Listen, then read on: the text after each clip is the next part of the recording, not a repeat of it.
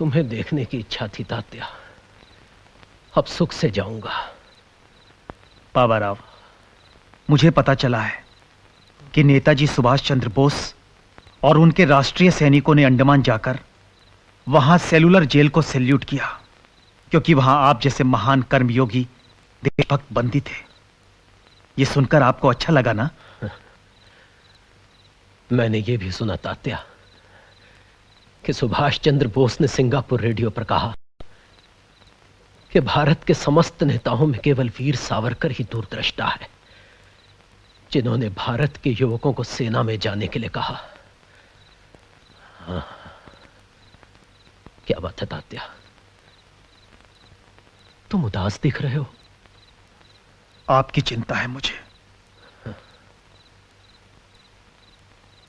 जीवन में पहली बार तुम मुझसे झूठ बोल रहे हो तात्या। मेरे कारण तुम उदास हो सकते हो, मगर तुम्हारी आंखों में जो सपना हमेशा चमकता रहता था, वो आज बुझ क्यों रहा है?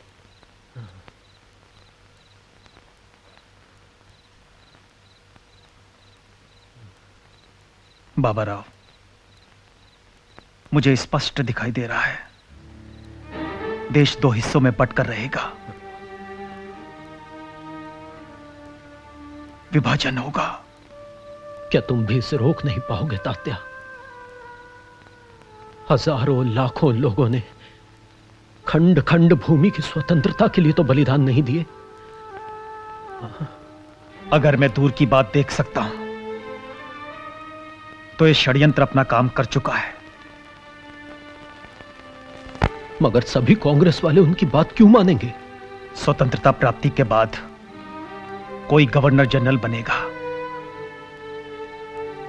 कोई प्रधानमंत्री, अनेक मंत्री, देश के टुकड़े होंगे, परंतु उनका स्वार्थ तो सिद्ध होगा। यह देश किसी की निजी संपत्ति नहीं है कि वो आपस में बांट लें।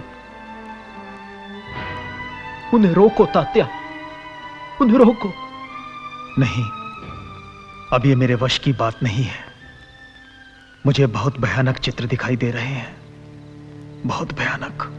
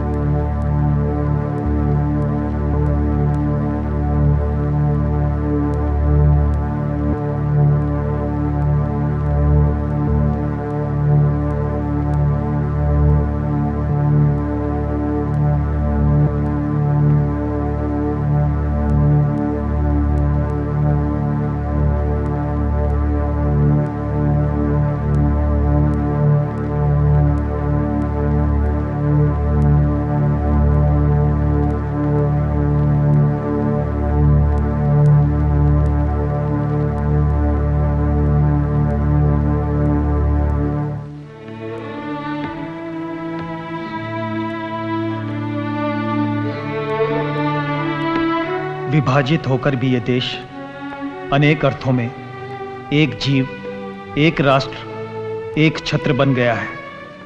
केवल सिंधु नदी ही इससे अलग हुई है। जब तक एक भी हिंदू जीवित है, हम उसे नहीं भूलेंगे। इस दुनिया में यदि हमें हिंदू राष्ट्र के नाते स्वाभिमान से जीवन जीना है, तो उसका हमें पूरा अधिकार है, और वो राष्ट्र हिंदू राष्ट्र के नाम से स्थापित होगा।